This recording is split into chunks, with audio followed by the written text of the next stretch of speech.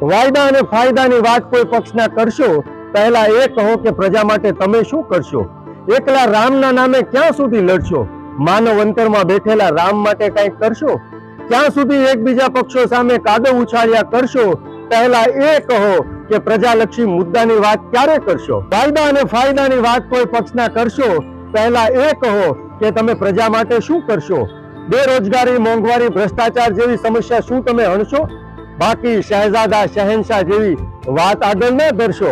મહેરબાની કરીને સપનાના મહેલ કોઈ ઊભા ના કરશો, કારણ કે ગરીબી, લાચારી, બેકારી જેવી સમસ્યા તમે વાયદાથી કેમ દૂર કરશો? વાયદા અને ફાયદાની વાત કોઈ પક્ષના કરશો, પહેલા એ કહો કે તમે પ્રજા માટે શું કરશો?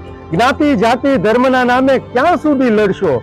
અને બધા પક્ષો લોકશાહી અને સંવિધાનનું સન્માન હવે ક્યારે કરશો? ભારત માના આંસુ રેલવશો, પ્રજાની મજબૂરીનો મજાક તમે ક્યાં